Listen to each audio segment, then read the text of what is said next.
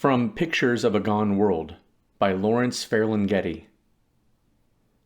The world is a beautiful place to be born into, if you don't mind happiness not always being so very much fun.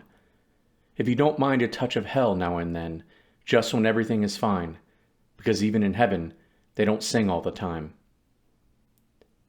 The world is a beautiful place to be born into, if you don't mind some people dying all the time, or maybe only starving some of the time, which isn't half so bad if it isn't you.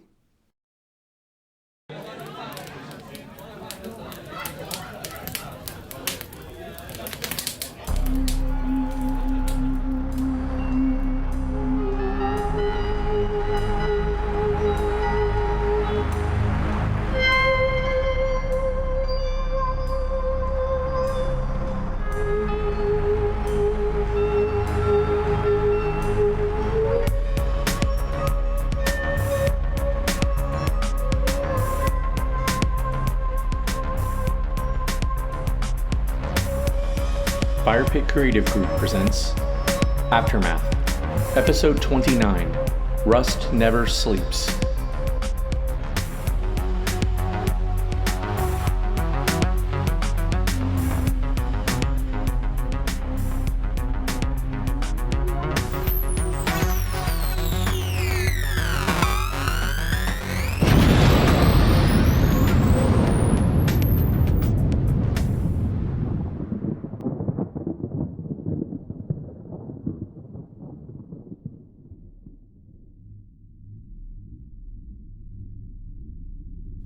Night fell on Manhattan. The world above the inoperable subway system was anything but quiet, but the caverns below were, at least for the moment, still. Octavia sat in the wire cage filled with broken hardware. She was used to the pitch-black darkness. She was used to hiding, scratching, scrabbling, and scraping for food, shelter, and clothing. She hid from rape gangs, stole from rockheads and Morlocks alike. She killed guiltlessly. None of these things gave her joy, but Octavia survived. Now, under the leadership of Hoffa and the Oddfellows, Octavia stole and destroyed in defense, in service of others. This gave her purpose, but made her feel strangely empty. Sitting on a row of heavy copper tubes, lifeless simulacra at her elbows, Octavia recalled when she was younger. Maybe she was a teenager, or maybe it was before that.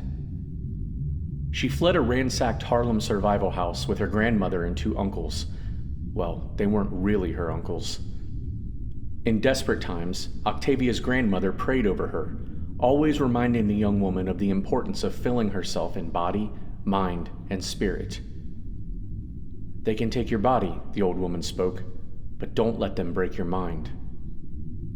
Later, the wise woman took Octavia's shivering hand. "They may harm your mind, dear, make you question everything you believe. But if you are full up with the spirit," Octavia's grandmother emphasized this unseeable, untouchable thing as if it was divine, present, and important, "they cannot kill you." Those words seemed to echo throughout the bleak subway. Octavia was sure she heard the old woman's voice, remembered everything she ever said to her before she died. A Bible in one hand, a .357 Magnum in the other. Octavia still had the slim Bible, with its leather cover and thin, crinkled pages. She kept the gun ever close, always loaded, ready to draw. She clung to both items with a near religious significance, as if they gave her life, her struggle, meaning. Octavia wouldn't let others harm her body. She exerted herself, building muscle in places her male counterparts gave up on. And she wouldn't let any person command her mind. Octavia may have been a follower of the Oddfellows, their creed and code, but in her heart, she was free to make her own choices, wherever they led her. Now, Octavia turned to Benjamin Castro's lifeless robot body. Moments earlier, it looked human. It sounded human. The machine narrated a series of events as if it was wholly alive, more than any human Octavia had met. Castro seemed at war with his own obstacles and the challenges of the damaged, diseased, burned-out world they both found themselves winding through. But the robot wasn't human. Octavia shined her flashlight around the caged room. None of them were human. Not the handsome black man, McGillicuddy with his guns, nor the pale-faced man who carried their cans, their currency. They were robots, machines. One moment they stood there, side by side with Octavia, pleading with her to aid them, keep their secrets. Shortly afterwards, their bodies seemed to fail them, collapsing in the cold, wet space. It was as if their spirits were stripped from their coverall-clad bodies, and though they explained what was going to happen, when it did, Octavia was shocked. She didn't understand the technology. Octavia felt a thin, wiry sensation crawling her skin, fixing her muscles, fluttering in her stomach. She wasn't sure what it meant. She was unsure if she trusted General Castro and his men, but their determination, or was it desperation, resonated with her. There, beneath the city, between the dwellings of humans, rockheads, and Morlocks, Octavia paced. Maybe, she thought, the best way to make sense of what Castro revealed was to endear herself to them, figure out if they were a threat. If they were, she was positioned to dispatch them, as she had so many others. If they weren't, she may let down her guard, assist them in their mission. In doing so, she could serve others struggling to survive. Octavia remembered McGillicuddy's description of scavengers living in the tunnels under the river. Oddfellows never went there. Hoffa confined their activities to the interior of the island. For all his fearlessness, the Oddfellows' leader was cautious. He avoided conflict with the notorious Silvio Jones and his mutant armies. Jones controlled the ports and bridges, the waterfront. But if what the general said was true, a blow had been dealt to Jones and his control of the Brooklyn Bridge. McGillicuddy told Octavia he made a pact with the scavengers in exchange for their charity. Maybe the general and his men weren't so different from the Oddfellows. The scavengers were suffering, and suffering anywhere was a threat to survival everywhere. Octavia swept a thick chain from the concrete floor. She bound the chain around the bars separating her from Castro, Cutty, and Bath's robot bodies. Octavia took one last look at the unmoving, mannequin-like machines. She wondered what the Oddfellows would think if they knew about the simulacra. Would they want to steal them? Control them? Destroy them? Trudging through the abandoned, cluttered subway tunnel at Manhattan City Hall Station, Octavia made a resolution. It was time to make her own decisions, to be the woman she was supposed to be.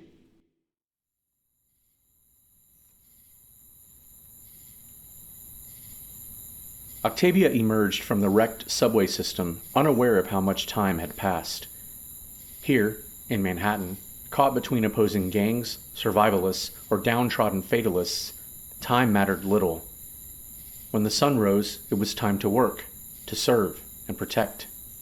When the sun set, it was best to get off the streets, away from the fronts.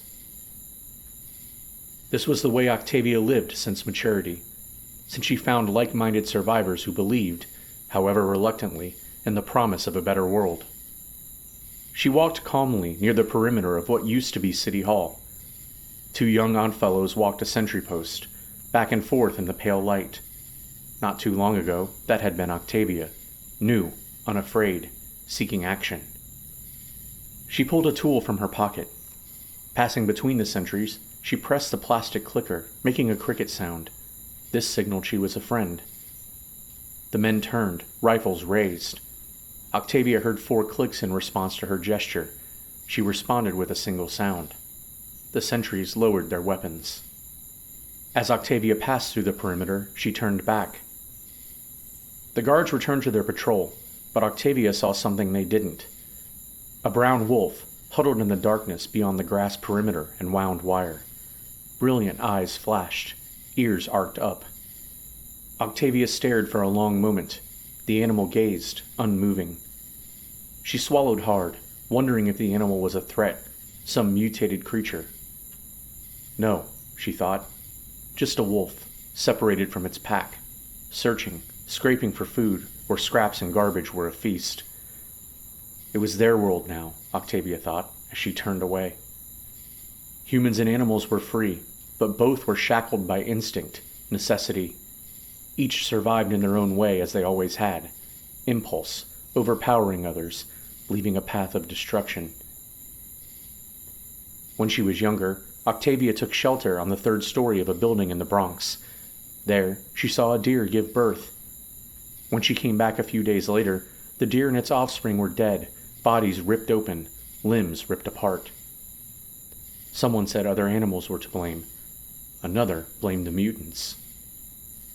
Crossing through the barricades to the front of City Hall, Octavia recalled something she heard from travelers taking shelter with the Oddfellows.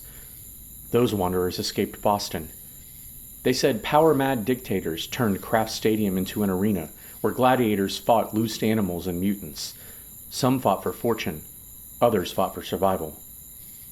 Octavia didn't want to believe it, but anything was possible. She nodded at the guards huddled outside City Hall, talking back and forth under raised spotlights. They recognized her, saw the tattoo scratched into her bald head. Octavia didn't know them. They must have been new recruits. In the interior rotunda, men sorted weapons, ammunition, cans, and other supplies by candlelight. They pushed equipment down an assembly line where women and their children separated items into plastic and metal containers. Octavia glanced around. The remaining Oddfellows were upstairs, most of them sleeping, reading, or training, going through rituals to show their loyalty to Hoffa's crusade. "Where you been?" A voice came from behind Octavia. She turned slowly to face the boy, barely a man. "Scouting," Octavia told Squeak, with too much brass in her voice. "After hours," he shot back. "Not supposed to go out on your own, only in pairs." "Deal with it, Squeak. I'm going out again." "But," Squeak protested. But Octavia ignored him. She collected edible food, a first aid kit, antibiotics. The ampules of morphine were strictly rationed. Octavia could get cautioned if leadership knew what she took without a good reason for the requisition. "You want to lend a hand?" Octavia asked, then instructed. "Go to the storeroom, get me a campfire kit, and head-to-toe armor." "Are you going to fight? Going on your own?" Squeak scratched a tuft of whiskers under his chin. He glanced around nervously. "This has something to do with that general, doesn't it? Something was off about them. I don't know what, but they didn't look like anyone from around here. You think they're with the Rockheads?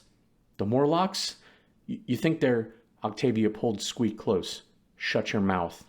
She was cautious, but forceful. "You're always running your mouth, saying you want in on a real assignment, huh? You're sick of fence duty? Come with me." Her eyes fixed on the young man, searching, wondering if she would regret this. "Hurry up and get that armor. You're going to need some, too. Go. Go now." Squeak scrambled to the door that led to the basement armory. Octavia watched heads turn, but everyone there had a job to do, and they were tired.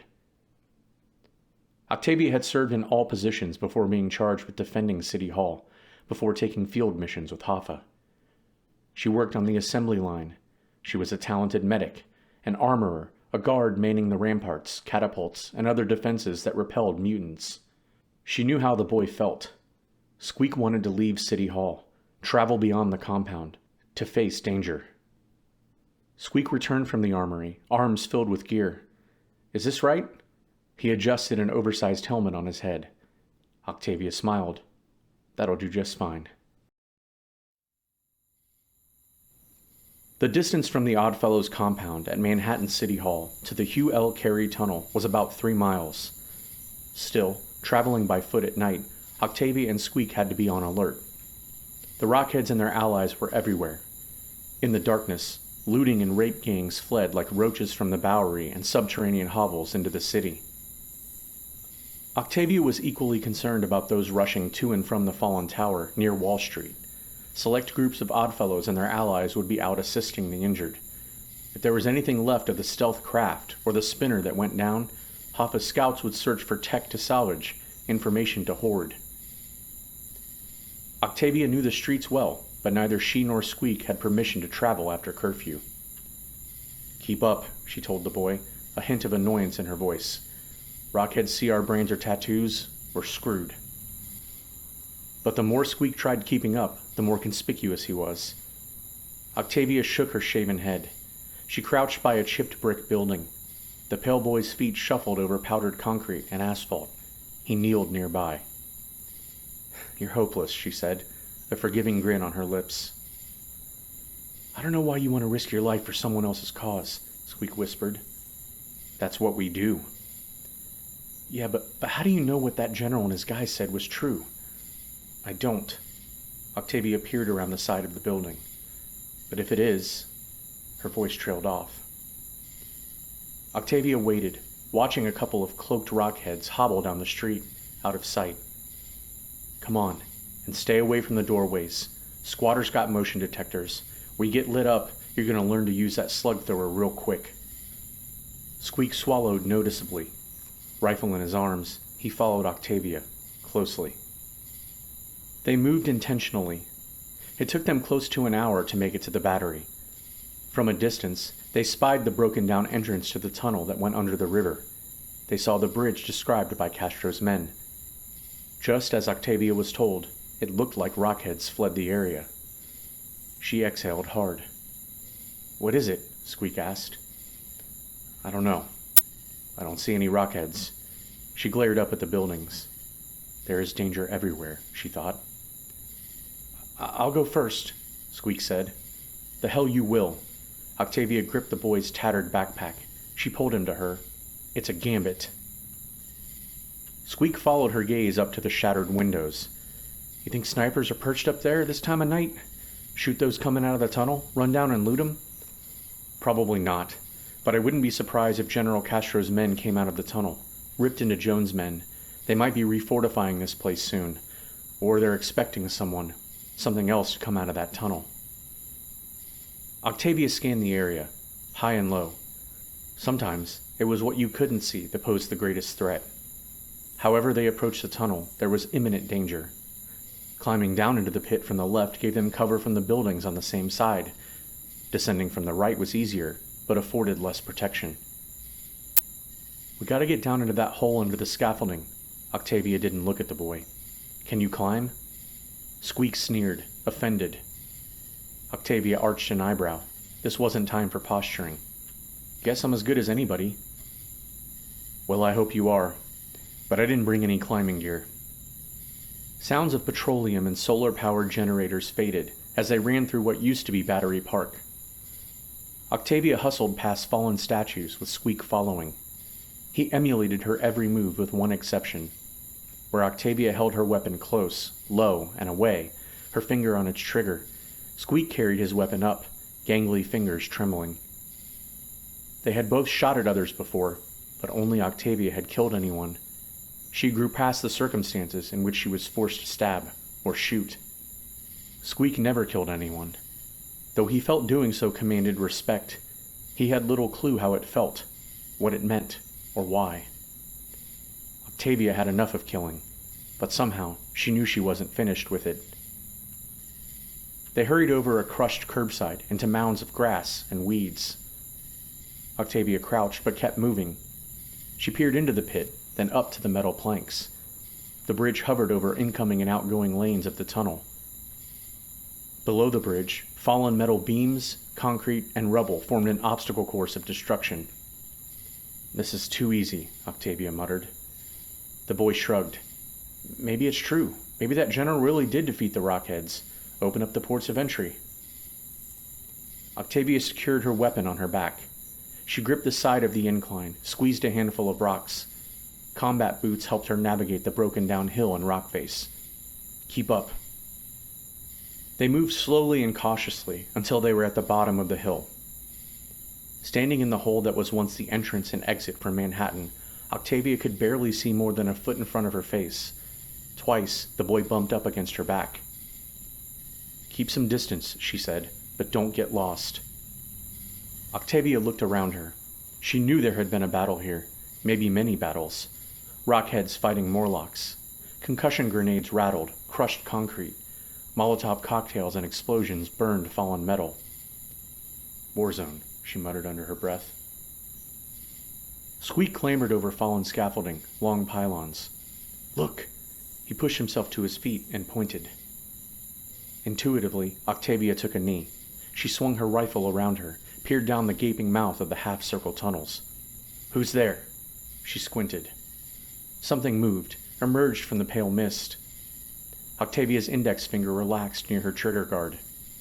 An ominous, defeated voice came from the darkness. "We're not rockheads." "Who are you?" Squeak called out. Octavia glared at him, but the same words were on her own lips. The mist parted. An LED lantern illuminated the area. The Oddfellows spied a long column of men and women, scavengers, stragglers, both young and old. Some showed signs of mutations, deformities. Others appeared injured, their torn clothes covered in dirt and blood. "Rockheads attacked Nut Island," a gray-haired man spoke. "We're what's left. The magistrate is..." "He's dead," a woman said, stepping forward. Her body was young, but dirty blonde hair framed her ancient face. "The battle rages. Everything's burning. It's all fire."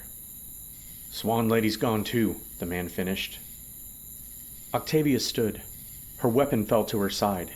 She backed up, stood shoulder to shoulder with Squeak. "Where are you going?" Squeak asked. "City's dangerous. Not much better than the burrows, or..." "We're looking for a woman named Sally. A sex monkey," Octavia said, surveying the group. She counted the heads and bodies, mentally recording their faces. She nodded at the tunnels behind the crowd. "Is one of you named Kick?" The survivors mumbled amongst themselves, shook heads. "No," a tall young man uttered. His misshapen lips seemed too large for his face. "Not from the island." "In there," Squeak gestured to the tunnel, "the maintenance corridors." The scavengers shrugged at each other. "No."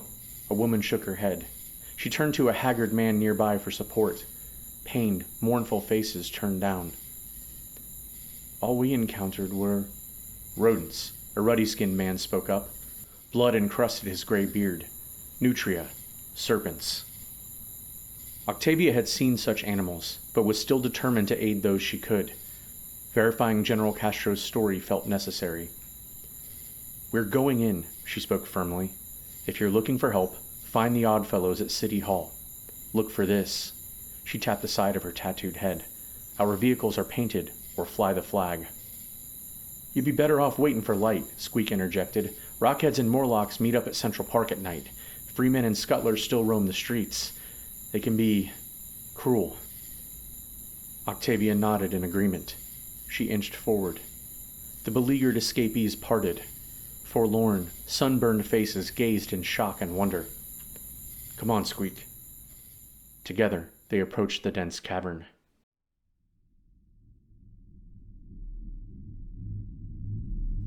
Octavia led the way. Behind her, Squeak aimed an old flashlight ahead of them. "Keep that lamp still, for crying out loud." Octavia aimed her rifle into the deep darkness, inadvertently following where the dim light traveled. "Sorry." The boy steadied the flashlight. Something crunched under his feet. "Did you hear that? It felt like bone." "You were the one who wanted to tag along. You feel like heading back? Be my guest." "Hell no. Someone's got to keep an eye on your ass." "You keep your eyes off my ass, and aim that damned light there, and keep it there." "Yes, ma'am." "Now shut the hell up. I can't hear myself think." They continued forward. The sound of rushing water passed nearby or above them. Octavia reminded herself they were under the East River. She had never been this far out of Manhattan, the Bronx, or Queens. If there were any tracks through this sludge, they'd be long gone, she said. Squeak took this as an invitation to talk.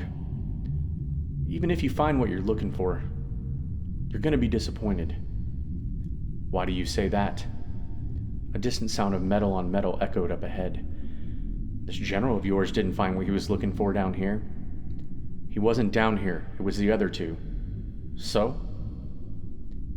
"His mission is different than ours." The tunnel widened, their path narrowed. Squeak scanned the area around them, highlighted crushed plumbing and a sea of wastewater. I'm not buying." His voice shook. He kept the flashlight aimed where they walked. "Everybody knows the sewers, the tunnels, and the waterways. They belong to the Morlocks. Everybody except your old man. This general and his..." I told you, it was the Major and... which one was he again? The black guy. Oh, the boy's hesitant tone turned playful. Now it makes sense. Shut up. No, I get it. You want to believe, Octavia. You want their bullshit story to be true, so you can ditch Hoffa and the Oddfellows, and Octavia spun around. Her rifle dangled on its harness. Shut your mouth. She gripped the boy's oversized jersey just below his peach fuzz-covered chin. You're gonna get us killed. Her face was inches from him. Squeak felt her breath, sensed her lowering her shorn head. I'm sorry. He guided the light up between them, illuminating the bottoms of their faces. It's just... well, the Oddfellows can't stand to lose someone with your experience. Octavia relinquished her grip and closed her eyes. The boy saw her in a way he never had. She was less a soldier. She was a woman. Oddfellows are all the same, Octavia spoke seriously. We're all the same because we're born into it. The killing, the scavenging, the surviving. But there's another world out there, beyond this damned bombed-out city. She paused to look around, gaze into the darkness, then back at Squeak. Why, she thought, had she brought him? Was it because she didn't want him telling the others?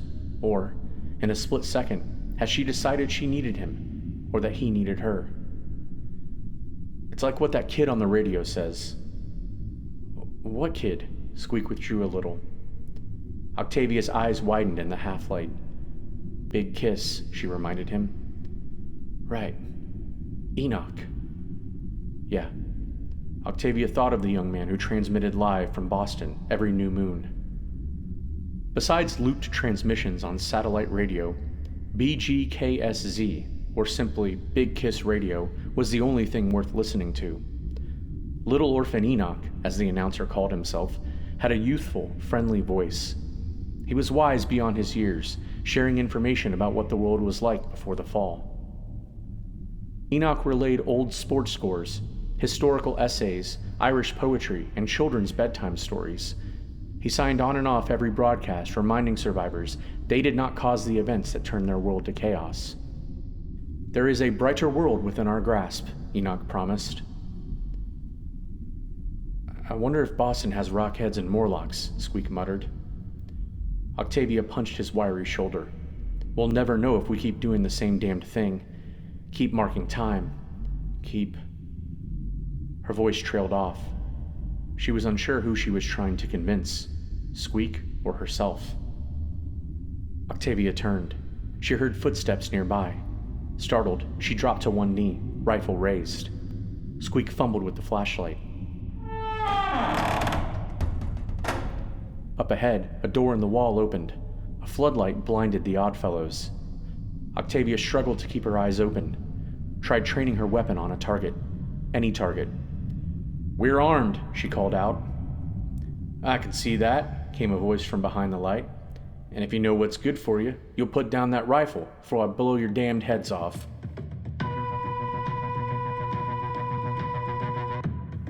Aftermath, a Fire Pit Creative Group production, based on a story created by Rhett Davis, with characters created by Rhett Davis, Warren Davis, Willem de Greef, and Cole Hoopingarner. Written by Warren Davis, with contributions from Cole Hoopingarner. Narrated and produced by Cole Hoopingarner. Music by Warren Davis, and video production by Willem de Greef. The sound effects used in the production of Aftermath are used with permission by the creators, and links to these sound effects can be found in the description section of each episode. Please visit our website, aftermathpodcast.net, for updates, original artwork and music, character dossiers, and more. You can also find us on social media, on Instagram at Fire Pit Creative Group Official, on Twitter at Group Fire Pit, on Facebook at facebook.com/Fire Pit Creative Group, and on YouTube at Fire Pit Creative Group. Aftermath and its story, characters, music, and artwork are copyrighted by Fire Pit Creative Group.